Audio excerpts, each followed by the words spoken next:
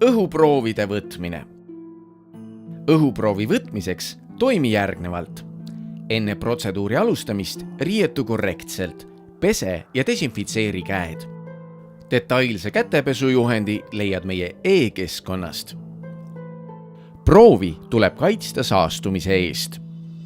Suurim saasteoht on proovivõtja ise. Kasuta nahale sobilikke ühekordseid kummikindaid. Eri proove ära võta samade kinnastega. Proovivõtuvahendid peavad olema puhtad ja enne kasutamist steriliseeritud.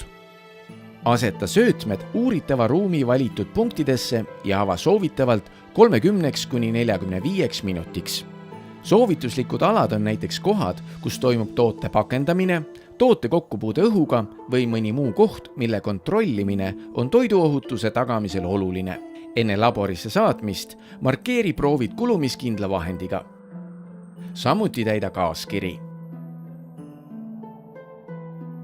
Säilitamine ja vedu ei tohi proove muuta. Proovid peavad jõudma laborisse võimalikult lühikese ajaga, eelistatavalt 4 tunni jooksul, kuid mitte hiljem kui ööpäeva jooksul. Säilitamisel kasuta külmakaste, kuhu on lisatud külmakehad. Proov ei tohi olla otsekontaktis külmakehaga.